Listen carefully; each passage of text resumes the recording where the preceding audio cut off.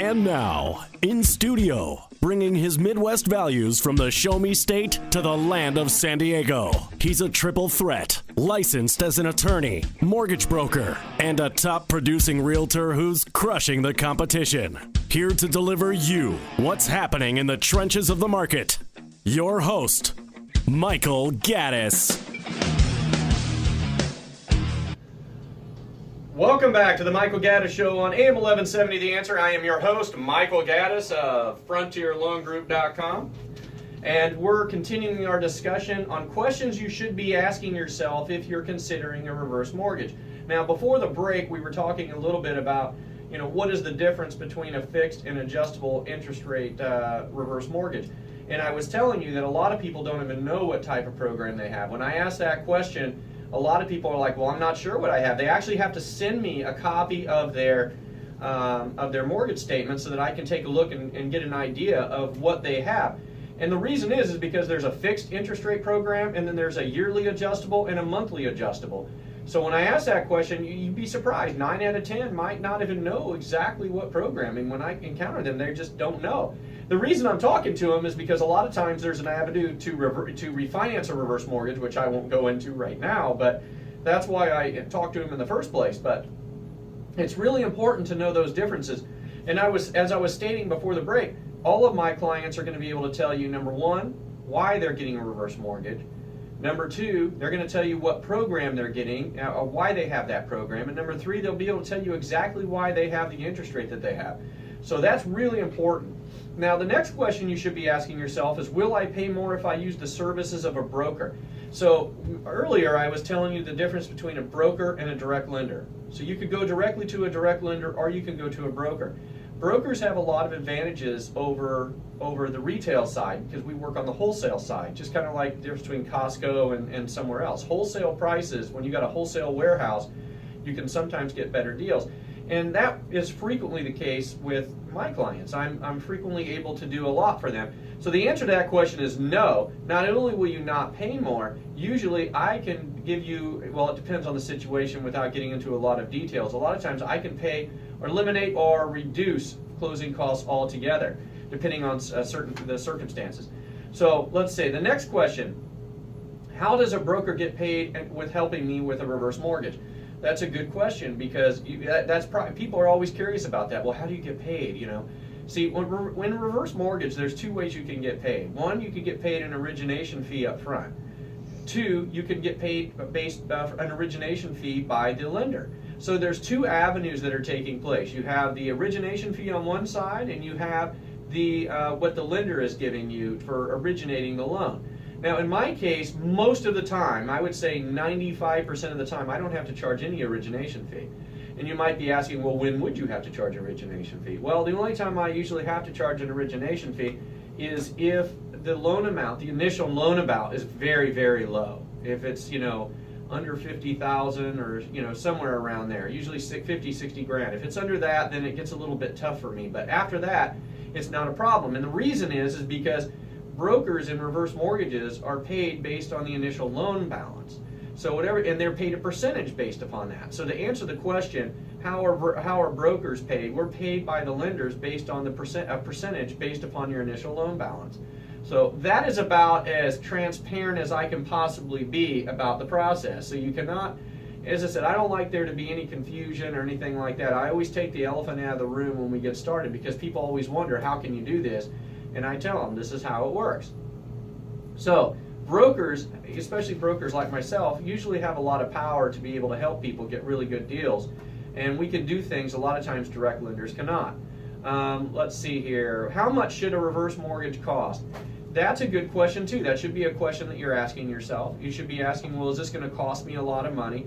And as I just mentioned to you, there are a lot of ways that you can control or eliminate costs. A lot of ways. You can do a lot of things. And for me, because as I said, with the tools I have as a broker, I'm able to do things that direct lenders cannot.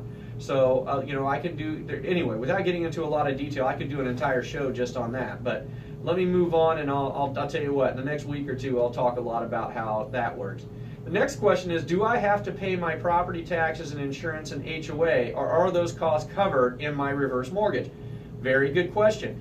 If you get a reverse mortgage, you are still responsible for your property taxes and insurance and any other ancillary costs like HOA. The only time that those costs are covered in a reverse mortgage is if you have what's called a LISA, a loan expectancy set-aside established. If you have a LISA established, then your taxes and insurance would be included. But that is very rare. That is not very common, and usually only occurs if you have some issues in your credit that cause it to happen. So most of the time, no, the property taxes and insurance are not covered in your reverse mortgage. You need to pay those separately, but it will eliminate your principal and interest portion of your payment. And the next question, I'm interested in downsizing my house. Can I use a reverse mortgage to purchase a new home? Yes, you can. You can use a reverse mortgage for purchase, and that is becoming a very, very popular tool, especially here in Southern California, where property prices are on the rise. I mean, are more expensive to live here than other places around the country. A lot of seniors move to California because they like the weather, they like a lot of the amenities that you can get by living in Southern California. The problem is the cost to live here is really high. So a lot of them are leveraging themselves into houses on reverse mortgages and basically finding their forever house here, living on a golf course somewhere or near the ocean, whatever it might be, and then basically just using the benefits of the reverse mortgage to help them live a lifestyle that they probably might otherwise not be able to live in Southern California. So a lot of seniors tell me, well, if I don't get a reverse mortgage, then I might have to, pick up and move somewhere where the cost of living is a lot cheaper, but I don't want to do that because I love the weather, I love being near so many things, the ocean, the mountains, the deserts, I mean, everything that Southern California has to offer. So reverse mortgage for purchases is really becoming popular, especially with, baby boomers that are starting to downsize their house. They used to have 2-story houses, too big of houses. Now they want to have a smaller lifestyle, more simple lifestyle. And so using this reverse mortgage for purchase is a powerful tool for them. Another question, what if my spouse is younger than 62? If your spouse is younger than 62, can you still get a reverse mortgage? The answer is yes, you can. They become a non-borrowing spouse. Now, as I said, I could probably do a whole show just on non-borrowing spouses, but there are some, there's some little small print there that you have to know. But in general, the answer is yes, you can do it if you can qualify. You can have a spouse that is younger than the age of 62. The next is, does the lender take title to my house in a reverse mortgage? We talked about that, I think one of the first or second questions that we talked about in this. The answer is no. The lender never takes title to the house. You always retain title to your property. So you will not turn over your property to the house. And it is the #1 misconception in all of reverse mortgage land. So in the land that I live in, I get more people when I go to events that come up to me and say, I don't like the fact that the bank takes my property. And I tell them that is not true. It is not true. So, it is the #1 misconception that I get. Now, the next question is, can I get a reverse mortgage on a condo? And the answer to that is yes, you can, if the condo is FHA approved. And that can be a problem sometimes for smaller, condo complexes because, the reality is that the FHA will lend money on properties that are FHA approved. They approve it based on the standing of the HOA. Some of the factors they look at are, what is the occupancy rate for owner occupied versus rental properties, meaning they will FHA approve properties where there's more owners than there are renters. So they don't like heavy renter properties.